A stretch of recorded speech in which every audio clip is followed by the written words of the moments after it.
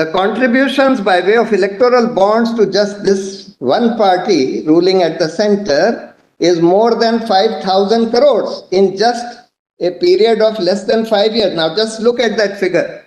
The limit for spending on each candidate fixed by the legislature is less than 1 crore per Lok Sabha constituency, less than 1 crore.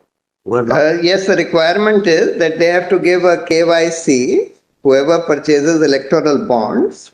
So the identity of the person who purchases the electoral bonds will be known to the State Bank of India. But because they have now opened the route by making this amendment that the limit of 7.5% of the annual profits has been totally removed. So even if you are a loss-making company, or even if you are a company which does no business, just a pure shell company, let's say, my lord, your lordship is aware that in that Adani SEBI matter, they are saying, SEBI is saying, we don't know whether these companies who have invested in the Adani companies from Mauritius and from these tax havens, whether they are in fact owned by Adani or not, or whether they are related to Adani or not. Now it is open to any of these companies to set up a subsidiary in India and donate to any political party of their choice any amount,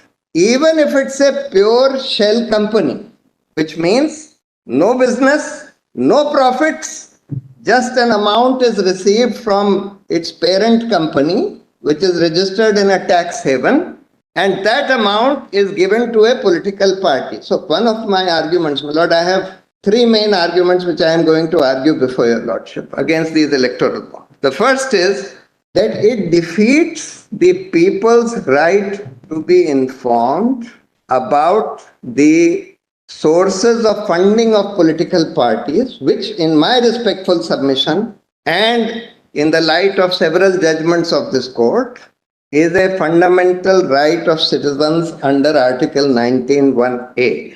That's the first argument. Because right to information has been held to be a fundamental right under Article 19(1)(a). In fact, in that ADR judgment and then in the follow-up PUCL judgment, this court said that every citizen has a fundamental right to know about the assets and liabilities of every candidate, about the criminal antecedents. And when that was sought to be overcome by means of an amendment, that amendment was struck down on this precise ground. Right, that's the first submission. What is the second? That's the first. Second is that this opaque instrument, anonymous instrument, in fact, promotes corruption in the country because there is good reason to believe, and I'll show my lord why, that these bonds are being given by way of kickbacks to parties in power. Almost all the bonds have been received only by parties in power.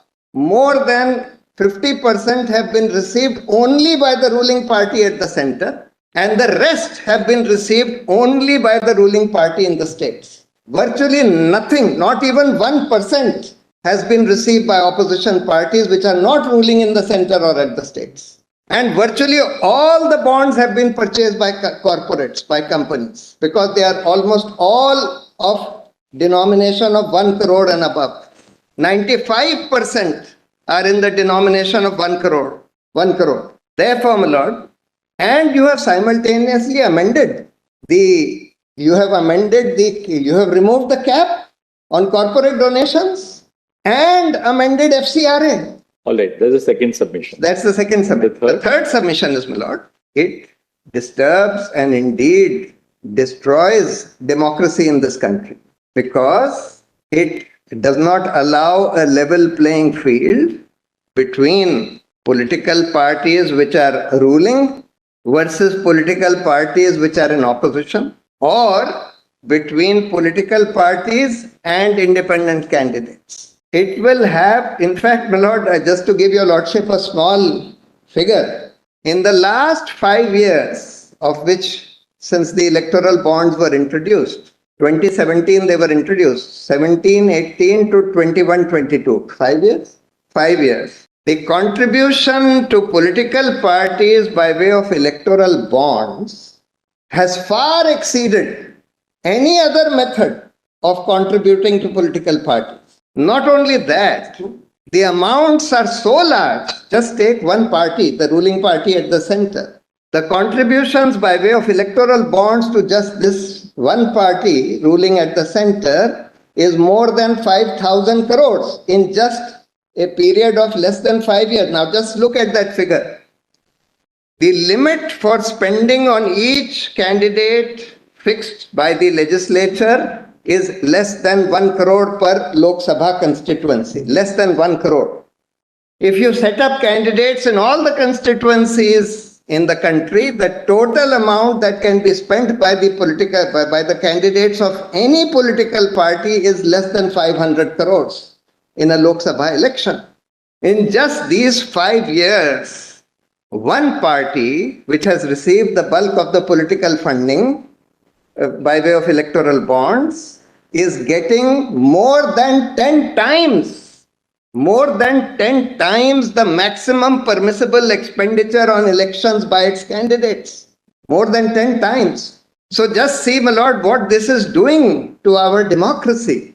What is the maximum permissible limit for a candidate? 70 lakhs or so. Parliamentary constituency. 70 lakhs. Of course, my lord, this limit is not adhered to. We all know that, because candidates are spending 10 times, sometimes 100 times the amount in cash. Now, Election Commission says, though it's a corrupt practice, spending more than the limit is a corrupt practice. But Election Commission says, look, we can't catch them. Everybody knows that many candidates are spending many times by cash. One of the arguments in this for introducing electoral bonds was, the stated argument of the government was that, well, this goes through the bank. These electoral bonds can only be purchased through bank transactions by check draft or direct transfer. Therefore, it will reduce cash. That was their argument. But I think very simple. If you wanted to curb the role of cash in elections, all that you had to do was to pass a simple amendment saying no political party or candidate shall be allowed to spend or take any money through non-banking channels. Everything will have to go through banking channels. And if you do that, it will be a corrupt practice. Suppose such an amendment, when this note ban was brought to Lord, one of the objectives given, stated objectives of the government was that we want to make a cashless economy because we want the role of cash to be reduced. Now, I can understand that ordinary person on the street can't be made cashless. He can't be expected to do all his transactions through check and banking channels. But political parties and candidates contesting elections, they could have been made cashless by this simple law saying that you have to, or if you are a candidate or if you are a political party, all your transactions have to be through banking channels. But that was not done. All right, now, Mr. Bhushan, let's do this. Let's look at the scheme of the electoral bond. Yes. And then you can make your submission. Because Yes. we've seen the amendments which have been made. I fought the election in 2014 and it was 70. Today, whether it's 95 or 75 for a parliamentary constituency. How much? 95? 95 or 75, depending on the state. For example, Andhra Pradesh is 95, Arunachal is 75. And for state elections, it's 40 and 28. But out of when you, do you have to maintain a separate account for all this? Open Yes. Every candidate has Every day, mothers, we have to submit what we have spent every day. Every candidate as well as every political party. Yeah, they do. Yes. And this is reflected in the conduct of election rules, Rule 90 gives this table, so that your lordships have done.